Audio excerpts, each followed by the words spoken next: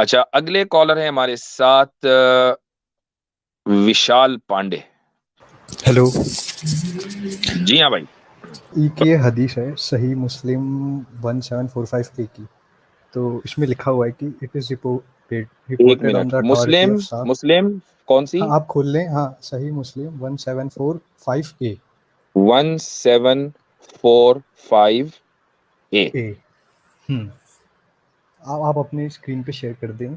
तो इसमें जैसे लिखा हुआ है कि मतलब कुछ उनके सहाबाओं ने पूछा था कि जैसे कि मतलब हम रेड करते थे, नाइट रेड, तो हम्म। उनमें उनके बच्चे मारे जाते थे। तो जी जी।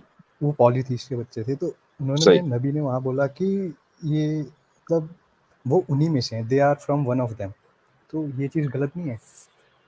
ठीक, बहुत अच्छा सवाल आपने किया। मैं जरा स्क्रीन शेयर कर देता हूँ।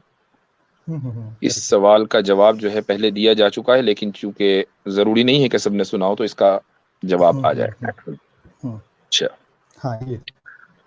देखें जी। अब यहाँ पर आपने ये हदीस तो देखी, ये है हम्म, वो लफ्ज अरबी में, और इंग्लिश में ये वो लफ्ज है दे आर फ्रॉम देम। ठीक है। हम्म, अच्छा, आप खुद पढ़ेंगे इंग्लिश में ये चैप्टर हाँ। का नाम? जी। Permissibility of killing women and childrens in night raids so long as it is not done deliberately. So not so Done long as it is deliberately. Not done deliberately.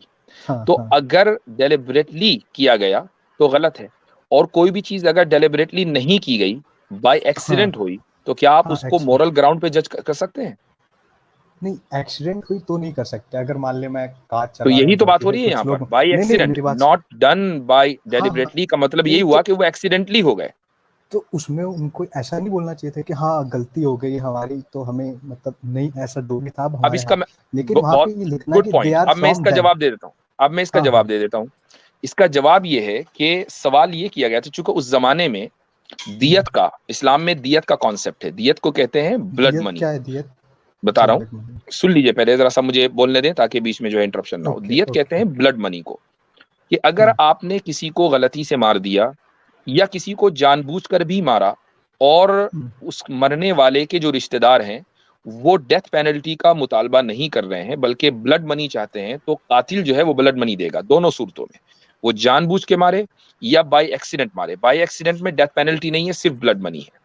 तो अब हाँ। सवाल ये है कि जो बच्चे दुश्मन के मैदान जंग में, या मसलन रेड हुई, वहां पर दुश्मन के बच्चे और औरतें बाय एक्सीडेंट वो हमले में आ गए, चूंकि रात में नजर नहीं आ रहा था कि तलवार के सामने कौन है, तो क्या अब इस्लामिक स्टेट उनको ब्लड मनी देगा? उसका कोई कॉम्पनसेशन होगा? नहीं, उसका कॉम्पनसेशन नहीं दिया जाएगा। ये इसका मतलब है कि हुम मिन हूं। इसका मतलब ये नहीं है कि ये जायज है। यही वजह है कि आप इसी किताब में आगे पीछे अगर स्क्रॉल करेंगे, और मैंने यही हदीस, आगे पीछे रुक भी जाइए देखा था इसे तो। भैया, हम्म, रुक जाए। यही हम्म, हदीस सही बुखारी में भी है, और सही बुखारी में इस हम्म, तरह का जो चैप्टर है उसके फौरन बाद इमाम बुखारी जो है वो दूसरा चैप्टर लेकर आते हैं, जिसमें ये हदीस बुखारी के अंदर आई है कि रसूलुल्लाह सल्लल्लाहु अलैहि वसल्लम ने बच्चों और औरतों को कत्ल करने से स्ट्रिक्टली मना कर दिया है। नहा अन कत्ल निसाई वस्सिबियान, ये अल्फाज उसके अंदर आए हैं।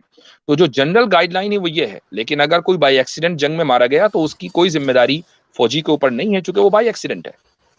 नहीं, वो जिम्मेदारी वाली बात ठीक है, लेकिन ये यही बोलना मतलब है गलत है इसका भाई, एकदम कि इसका मतलब वो यही है। उन्हीं में से। और ये मतलब बच्चों की आपको मैं बता इससे रहा हूँ समझ में आपको, आएगा देखो कि जब एग्जांपल आप देता हूँ। दूसरी हदीस सामने रखेंगे कि जिसमें आप सल्लल्लाहु अलैहि वसल्लम ने औरतों और बच्चों को कत्ल करने से मना किया है, जब मैंने आपके सामने खुद ही ये दिखा दिया कि चैप्टर ही नॉन डेलिबर उसके ताल्लुक से है कि एक्सीडेंटली अगर कत्ल हो जाए तो अब बात खत्म हो गई।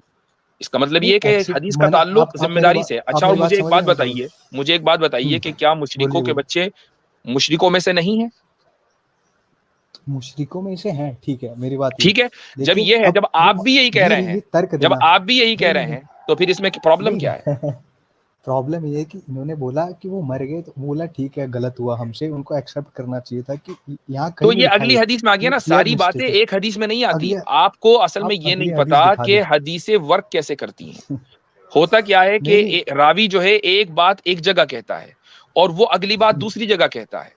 तो यही वजह है कि हाँ जब आप हाँ। आगे जाएंगे तो वहीं पर ये बात लिखी हुई है कि आपने औरतों और मर्दों को कत्ल करने से मना कर दिया, लेकिन अगर बाय एक्सीडेंट हो जाए तो ठीक है। जिस तरीके से उनके वॉरियर्स की के कत्ल की जिम्मेदारी हमारी नहीं है, वो वहां गए थे हम इसीलिए उनको मारे, चूंकि वो फौजी थे, तो उनके बच्चे और औरतें अगर जद में आ जाएं तो उनकी भी जिम्मेदारी नहीं है। ये मतलब है, ये दोनों हदीसों को मिलाकर होता है। तो किसी एक जुमले को पकड़कर आप एतराज नहीं कर सकते, जबकि पूरे टॉपिक के ऊपर आप गुफ्तगू हाँ, करेंगे तो मैंने एतराज होगा। आप